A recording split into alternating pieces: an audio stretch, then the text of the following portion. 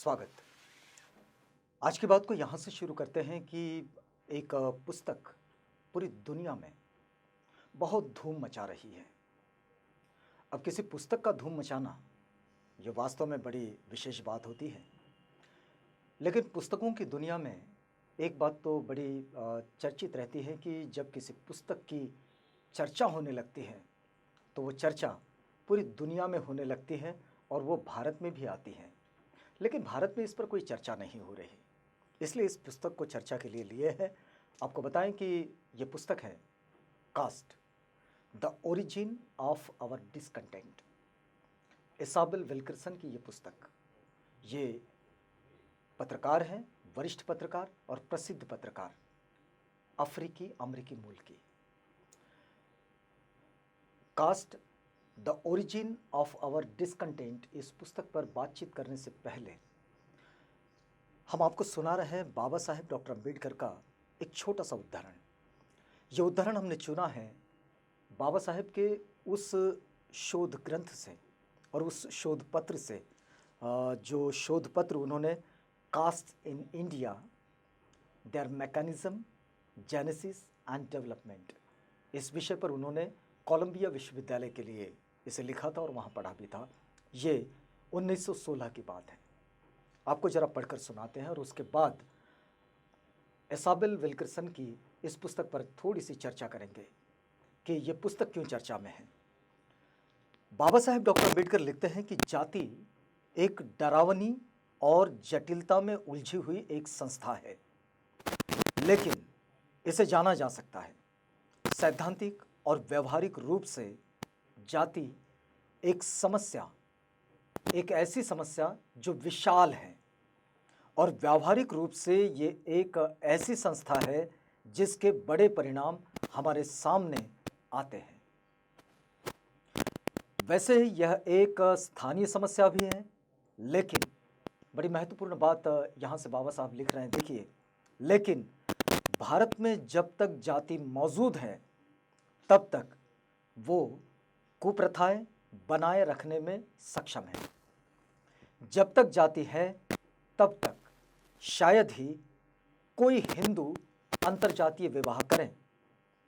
यदि हिंदू पृथ्वी के अन्य क्षेत्रों में चले जाते हैं तो वहाँ भी जाति पहुँच जाएगी और फिर धीरे धीरे यह एक विश्व समस्या बन जाएगी। सन 1916 में, आज से लगभग 104 साल पहले, बाबा साहेब ने कोलंबिया विश्वविद्यालय में अपने शोध पत्र को पढ़ते हुए ये बात कही।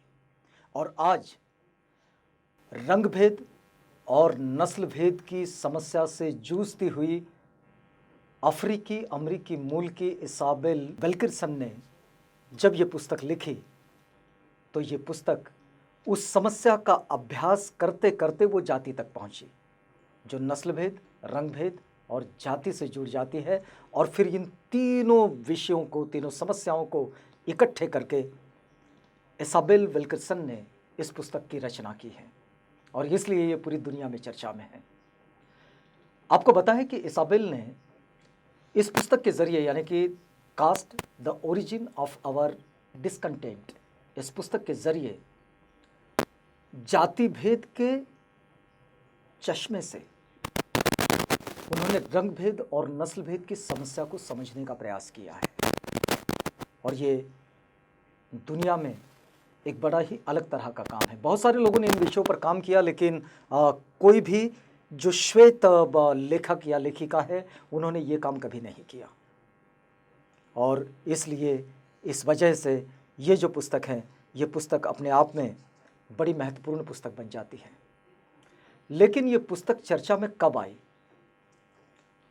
ये पुस्तक चर्चा में तब आई जब ओपरा विनफ्रे, नाम आपने सुना है, हॉलीवुड की बहुत मशहूर ये नायिका है जो हॉलीवुड में अपना एक विशेष मुकाम रखती हैं। लेकिन आपको बताएं कि इनका जो ओपेरा है, ओपेरा बुक्स, जहाँ पर, जिसको एक क्लब कहा जाता है, ओपेरा बुक क्लब, ये दुनिया का ऐसा बुक क्लब है जहाँ पर किसी पुस्तक का शामिल होना ये उस पुस्तक की महानता को साबित करता है। तो ओपरा विन्फ्रे ने अपने इस क्लब में caste the origin of our discontent इसे शामिल किया है। ओपरा विन्फ्रे को कभी, ये वैसे महिला उद्योजक है, लेकिन कभी ये दुनिया में पहली अश्वेत अरबपति हुआ करती थी और विश्व की सबसे प्रभावशाली महिलाओं में से ये एक हुआ करती थी। लेकिन ओपरा ने जब इसाबेल विल्किंसन की इस पुस्तक को अपने इस क्लब में शामिल किया तो उन्होंने सिर्फ शामिल नहीं किया इसे अमेरिका के 100 सीईओ को ये पुस्तक भेंट की, उन तक पहुंचाई, वहाँ के गवर्नर्स को पहुंचाई और इस पुस्तक पर चर्चा पूरी दुनिया में चालू हो गई। देखिए, जब न्यूयॉर्क टाइम्स ने इसे कहा कि ये इंस्टेंट अमेरिकी क्लासिक है, इसे गार्डियन ने ये कहा कि ये बड़ा तकलीफ़देह सच है जिसको सामने रखने की कोशिश की गई है। लेकिन एक बात जो इसके प्रशंसा में आई इस पुस्तक की वो ये रही कि समस्या नस्ल भेद की है और भाषा जातिवाद की है। जाति की ये जो विकरालता है, जाति की ये जो समस्या है, इस समस्या का जिक्र विस्तार से इस किताब में इसाबेल विल्किंसन ने किया है और ये जिक्र करते करते उन्होंने भारत और भारत की जाति व्यवस्था, इन दोनों का भी बड़ा ही गहरा विश्लेषण किया इसका चिंतन करके, और ये विश्लेषण पूरी दुनिया के समक्ष रखने की कोशिश की है। क्योंकि इस समय जब पूरी दुनिया में, जैसे बाबा साहेब की चिंता है कि यदि भारत के लोग दुनिया के अन्य क्षेत्रों में जाते हैं, अन्य जगहों में जाते हैं, तो वहाँ जाकर वो इस जाति की समस्या को धीरे धीरे वैश्विक समस्या के रूप में खड़ी कर देंगे। विल्किंसन ने 2020 में इस समस्या को जाति की भाषा से जब समझने की कोशिश की तो तब उन्हें समझ में आया कि ये मूल समस्या क्या है, इसका मूल क्या है। देखिए, विल्किंसन इस पुस्तक को सोफे में बैठकर नहीं लिखती है। विल्किंसन ने ये पुस्तक अपने अनुभवों से लिखी है। वो जानी मानी पत्रकार है, उनके पुस्तकों को कई पुरस्कार मिले हैं। आपको बताएं कि एक जो 1994 में ये पुलित्जर पुरस्कार जो होता है, इस पुरस्कार को पाने वाली वो अफ्रीकी अमरीकी विरासत की पहली महिला है। ये सोफे में बैठकर इस पुस्तक को नहीं लिखा उन्होंने, इस पुस्तक को उन्होंने वहाँ जाकर लिखा जहाँ जहाँ ये समस्याएं हैं, और उनके अनुभवों से ये पुस्तक निकलकर बाहर आई है। इसकी जो खास बात ये है कि जो लोग नस्ल भेद और रंग भेद की समस्याओं से जूझ रहे हैं या फिर उसके खिलाफ लड़ रहे हैं, उनके लिए एक नई दृष्टि प्रदान करती है, क्योंकि इसे जाति भेद के आधार पर इसे रखने की कोशिश की गई है। अगर हम नस्ल भेद की भाषा को, रंग भेद की भाषा को जब जाति भेद की भाषा के साथ मिलाकर देखते हैं, इस पुस्तक में बाकायदा इसाबेल विल्किंसन में इस पुस्तक में इस बात को समझाने का प्रयास किया है। कुछ 8 मुद्दे विल्किंसन ने यहाँ उठाए हैं जो रंग भेद, नस्ल भेद और जाति भेद, इन तीनों में समानता को दर्शाते हैं। जो लोग जाति की समस्याओं पर यहाँ काम कर रहे हैं, जो लेखक है, जो चिंतक है, या फिर जो ऐसे एक्टिविस्ट है जो इस पर काम करते हैं, देखिए उनके लिए भी ये एक बड़ी महत्वपूर्ण बात है जो इसाबेल ने लिखी हुई है। इसाबेल लिखती है कि ये जो समस्या है, जिसको आप जाति प्रथा कहें या रंग भेद कहें या नस्ल भेद कहें, इसे दैवी इच्छा या प्रकृति का कानून कहा जाना, ये एक बात जो समानता के रूप में मिलती है। अगर हम भारत की जाति व्यवस्था को भी देखें तो ये कहा जाता है कि ये दैवी इच्छा है, ये प्रकृति का कानून है। फिर दूसरी बात कही जाती है कि ये जाति की जो समस्या है ये गुणों का वंशानुगत स्थानांतरण है। नस्ल भेद में भी यही मिलेगा, वर्ण भेद में भी यही मिलेगा। फिर तीसरी बात है कि अपने ही समूह के अंदर विवाह करना और बच्चे पैदा करना, ये दोनों बात, मतलब संततियों को जन्म देना और विवाह करना, ये अपने समूह के अंदर। जाति भेद में भी यही बात जाति को बनाए रखने में सबसे महत्वपूर्ण बात होती है कि वो अंतरजातीय विवाह को बढ़ावा देती है। वो अंतरजातीय विवाह को बढ़ावा नहीं देती है, वो जाति अंतर्गत विवाह को, जातियों में विवाह को बढ़ावा देती है।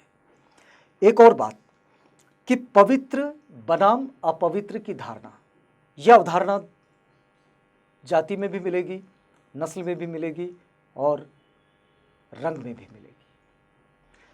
एक और बात उन्होंने रखी कि जन्म का कर्म से रिश्ता और सबसे नीचे वाले समूह पर पूरी व्यवस्था का बोझ दे देना, पूरा प्रेशर उस निचले समूह पर, यह अमानवीय और अपमान बोधक है। और इसका जो अनुशासन होता है वो क्रूरता से होता है, क्रूरता से इस पर नियंत्रण किया जाता है और ये आतंक का अनुशासन है, इससे आतंक फैलाया जाता है। जातियों के साथ हम इस बात को देख सकते हैं। और बार बार ऊंच और नीच का जो बोध है वो कराते रहना।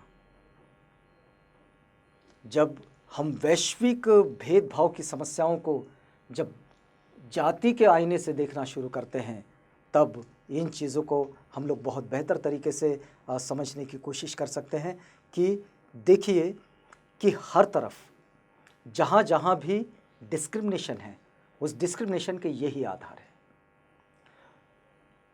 कहीं जाति के नाम पर, कहीं रंग के नाम पर, कहीं नस्ल के नाम पर, कहीं भाषा के भी नाम पर। ये बात, ये इसाबेल विल्किंसन ने बड़े ही बेहतर तरीके से इसे रखने की कोशिश की है। इसाबेल की एक और जो महत्वपूर्ण बात है, ये उनके अपने स्वयं के अनुभव से वो लिखती है। अक्सर हम लोग देखते हैं कि इस पर जो लिखने वाले लोग हैं, ये जब इस पर बात करते हैं जाति की समस्या पर, तो जाति की समस्या पर बात करते हुए या फिर रंग भेद की समस्या पर बात करते हुए या फिर नस्ल भेद की समस्या पर बात करते हुए, तो लोग धीरे धीरे इस बात को समझाते समझाते पुराणों की ओर चले जाते हैं, हिस्ट्री की ओर चले जाते हैं, इतिहास की ओर चले जाते हैं। लेकिन इसका जो वर्तमान रूप होता है, इसका जो वर्तमान स्वरूप है, इस वर्तमान स्वरूप को इस चर्चा में लाकर इसी पर अपनी बात रख के इसके निराकरण को सामने लाना, ये इसाबेल विल्किंसन ने किया है कि उन्होंने अपने वर्तमान अनुभवों को साझा किया है और जो जाति के संबंध में जो उन्होंने पाया, जो उनके अध्ययन में आया, वही उन्होंने जैसा का वैसा लिखा है। और इसलिए ये भारतीय जीवन को भी बिल्कुल नज़दीक से छू लेता है। अब आपको ये बताएं कि जब इसाबेल विल्किंसन ने इस पुस्तक को लिखना शुरू किया, तो उन्होंने ऐसे ही नहीं लिख डाला। उन्होंने ज्योतिबा फूले, बाबा साहेब डॉक्टर अम्बेडकर, ययाति दास, रैदास, तुकाराम, कबीर, जनाबाई, इन सब लोगों को अपने साथ लिया, मतलब इनके साहित्य को, और इनके साहित्य के आलोक में इस समस्या को जितना समझा जा सकता था उसे समझने की कोशिश की और फिर अपनी इस पुस्तक को पूरा किया।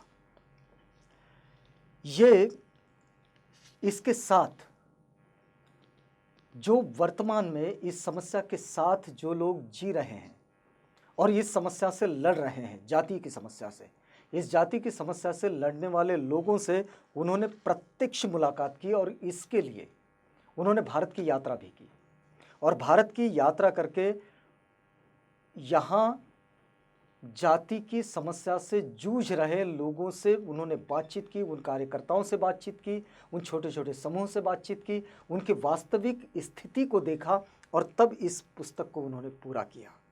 ये पत्रकार की खासियत भी होती है कि जब वो पत्रकारिता करते हैं तो निश्चित रूप से वो वहाँ तक पहुँचते हैं जहाँ उसकी जड़ें हैं। ये खोज का हिस्सा है।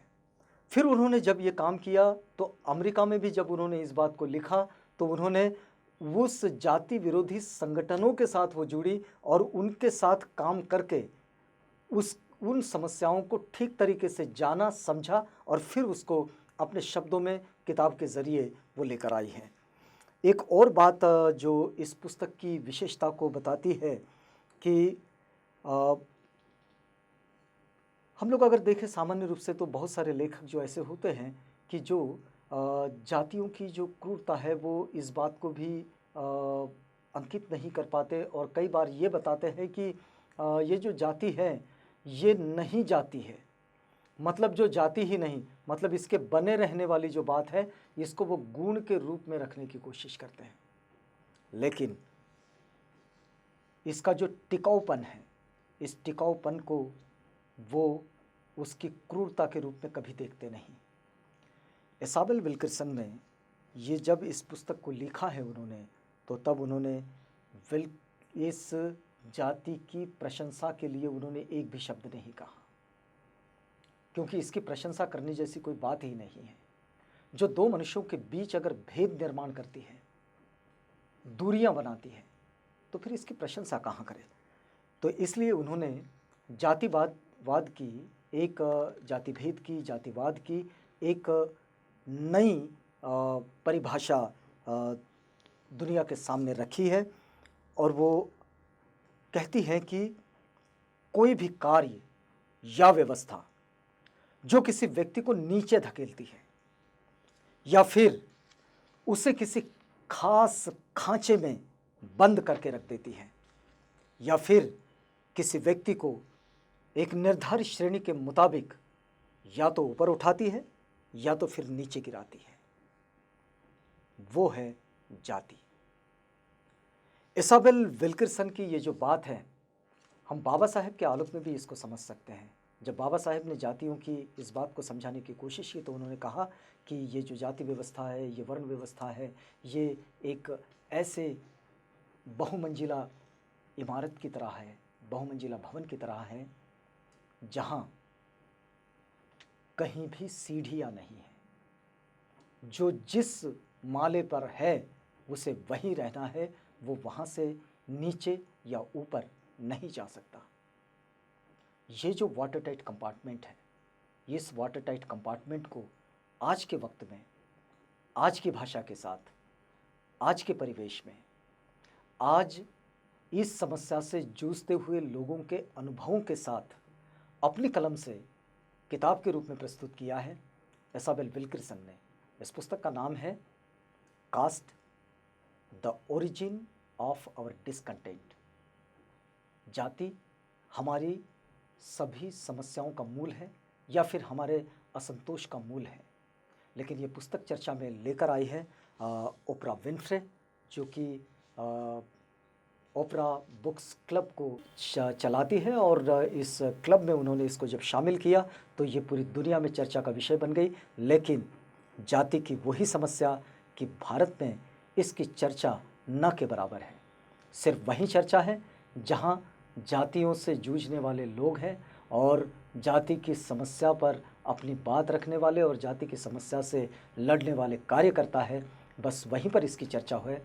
बाकी कहीं और जगह इसकी कोई चर्चा नहीं है और भारत के किसी मीडिया में इसकी बड़ी चर्चाओं में हम इसको नहीं देख पाते हैं। ये चर्चा बड़ी दबी दबी है और बिल्कुल अंदर है। अगर आपको वक्त मिले तो निश्चित रूप से इसाबेल विल्किंसन की इस पुस्तक को ज़रूर पढ़िएगा। ये पुस्तक अवेलेबल है। आज की बात में यही रुकते हैं।